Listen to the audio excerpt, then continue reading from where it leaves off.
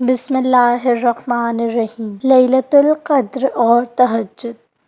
ہم میں سے کوئی بھی تہجد کی طاقت سے ناواقف نہیں ہے۔ ہم سب جانتے ہیں کہ اللہ تعالیٰ ہر رات جب کہ رات کا آخری ایک تہائی حصہ باقی رہ جاتا ہے تو پہلے آسمان پر تشریف لے آتے ہیں اور اعلان فرماتے ہیں کہ جب کوئی مجھ سے دعا کرنے والا ہے کہ میں اس کی دعا قبول کروں، ہے کوئی مجھ سے مانگنے والا کہ میں اسے دوں، ہے کوئی مجھ سے بخشش طلب کرنے والا کہ میں اسے بخش دوں۔ اب آپ تہجد کو لیلۃ القدر کی نظر سے دیکھیے۔ لیلۃ القدر 1000 مہینوں سے افضل ہے اور 1000 مہینے تقریباً 83 سال بنتے ہیں۔ یعنی آپ شب قدر میں جو بھی نیک عمل کریں گے آپ اسے 83 سال کے ساتھ ضرب دے دیں۔ مثال کے طور پر آپ رمضان کے آخری 10 دنوں میں روز اٹھے اور آپ نے روز تہجد کی نماز پڑھی تو اس کا اجر ایسا ہوگا جیسے آپ نے 83 سال روز اٹھ کر تہجد پڑھی۔ آپ فرض کریں کہ آپ نے رمضان کے اس آخری عشرے میں تہجد کے بعد روز قرآن پڑھا تو اس کا اجر ایسا ہی ہے جیسے آپ نے 83 سال روز راتوں کو اٹھ کر قرآن پڑھا۔ آپ فرض کریں کہ رمضان کے اس آخری عشرے میں آپ نے روز تاک راتوں کو ذکر و اذکار کیے تو اس کا اجر ایسا ہی ہے جیسے آپ نے 83 سال روز راتوں کو اٹھ کر ذکر و اذکار کیے۔ تہجد کی تو پہلے ہی بہت فضیلت ہے، لیکن آپ سوچیں کہ رمضان کے ان آخری 10 دنوں میں تہجد کی فضیلت اور بڑھ جاتی ہے، اتنی بڑھ جاتی ہے کہ آپ گمان بھی نہیں کر سکتے۔ اگر آپ روز اٹھ کر تہجد پڑھیں گے، قرآن پڑھیں گے، اللہ کا ذکر کریں گے تو عین ممکن ہے کہ آپ لیلۃ القدر کو پا لیں گے، کیونکہ لیلۃ القدر چھپائی تو انہی راتوں میں گئی ہے۔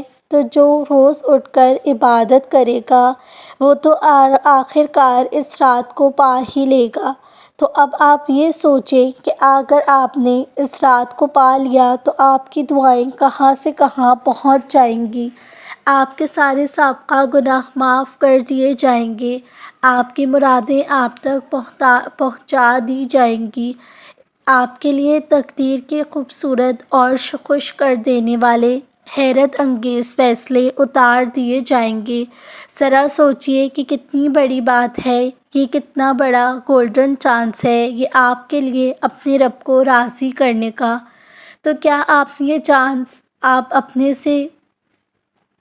ایسے ہی گنوا دیں گے صرف اس لیے کہ آپ کے لیے ایگزام چل رہے ہیں، صرف اس لیے کہ آپ کی جاب چل رہی ہے، صرف اس لیے کیونکہ آپ سست ہیں، صرف اس لیے کہ آپ کی روٹین خراب ہے؟ یہ سب کچھ تو سال بھر چلتا رہنا ہے، مگر یہ 10 دن بس سال میں ایک مرتبہ ہی آنے والے ہیں، آتے ہیں، اور اوپر سے ہمیں یہ بھی نہیں پتہ کہ اگلے 10 دن ہم یہاں ہوں گے بھی یا نہیں، اگلے سال پتہ نہیں ان 10 دنوں تک زندگی ہمیں مہلت دے گی بھی یا نہیں۔ تو پھر دیر کس بات کی ہے؟ آج سے ہی آپ نے تہجد کا، قرآن کا اور ذکر و اذکار کا آغاز کرنا ہے، مزید کوئی بہانہ نہیں۔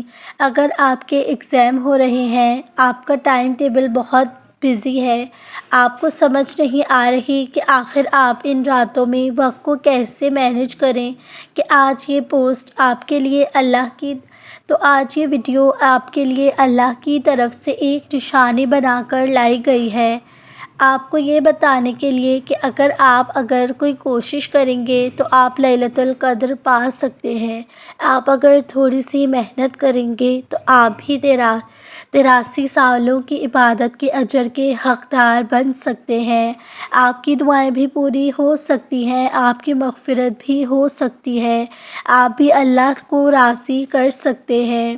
بس آپ نے فجر کی اذان سے 90 منٹ پہلے اٹھ جانا ہے، پھر آپ نے سحری کر لینی ہے تاکہ آپ کو یہ فکر نہ رہے کہ ابھی سحری کرنی ہے اور کہیں فجر کی اذان نہ پہلے ہی ہو جائے۔ پھر آپ نے تہجد کی نماز کے لیے وضو کر لینا ہے اور پھر وضو کرنے کے بعد آپ نے جا نماز بچھا کر تہجد کی نماز شروع کر لینی ہے۔ تکبیر تحریمہ کے بعد تہجد کی دعا پڑھنی ہے۔ یہ آپ کی مرضی ہے کہ آپ کتنی رکعت پڑھتے ہیں، کیونکہ آپ کم از کم 2 رکعت اور زیادہ سے زیادہ 8 رکعت بھی پڑھ سکتے ہیں وتر کے علاوہ، مگر یہ آخری لمٹ نہیں ہے۔ آپ اس سے زیادہ بھی پڑھ سکتے ہیں۔ یہ آپ کی مرضی اور آپ کی طاقت پر ہے کہ آپ کتنی ہمت رکھتے ہیں۔ تہجد کی نماز آپ 2 رکعت کر کے ایک سلام کے ساتھ پڑھیں۔ ایک اور بات یاد رہے کہ تہجد کے نوافل کا مقصد ہی زیادہ سے زیادہ قرآن پڑھنا ہے، یعنی لمبا قیام کرنا۔ اگر آپ حافظ قرآن نہیں ہیں اور آپ کا قرآن کا بڑا حصہ آپ کو زبانی نہیں آتا ہے تو آپ مصحف سے دیکھ کر بھی تہجد میں زیادہ سے زیادہ صورتیں پڑھ سکتے ہیں۔ یہ صرف نفلی نماز کے لیے ہے، اس لیے ہمیں کوشش تو یہی کرنی چاہیے کہ ہم قرآن کو جتنا ہو سکے حفظ کر لیں، تاکہ نفلی نمازوں میں ہمیں مصحف سے دیکھ کر پڑھنا نہ پڑے بلکہ ہم اپنے حافظے سے پڑھیں۔ لیکن اگر آپ کو قرآن کا بڑا حصہ نہیں آتا ہے اور آپ پھر بھی اپنے حافظے سے پڑھنا چاہتے ہیں، یعنی آپ کو سورہ کافرون، سورہ ناس، سورہ اخلاص وغیرہ آتی ہیں، تو آپ بھی تہجد پڑھ سکتے ہیں۔ اس میں کوئی منع نہیں ہے اور نہ ہی اس میں کسی قسم کی شرط ہے کہ فلاں صورتیں آتی ہوں گی تبھی آپ تہجد پڑھ سکتے ہیں، بالکل نہیں۔ اس لیے اس بات کو بہانہ بنا کر تہجد نہیں چھوڑنی۔ جو صورتیں آتی ہیں وہ آرام سے وہ پڑھ لیں۔ یوں پھر آپ تہجد کی نماز کو انتہائی خشوع کے ساتھ مکمل کریں اور آخر میں وتر پڑھنا مت بھولیں۔ اگر آپ نے عشاء کی نماز میں وتر نہیں پڑھے، کیونکہ ایک رات میں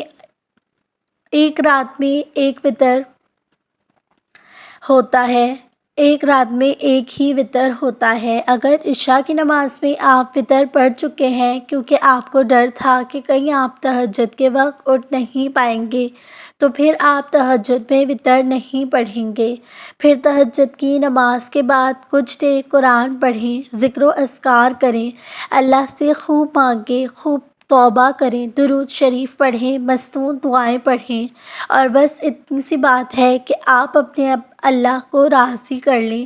کیا مشکل ہے اس میں؟ جیسے آپ فرض نماز پڑھتے ہیں بالکل ویسے ہی تہجد کے نوافل پڑھنے ہیں۔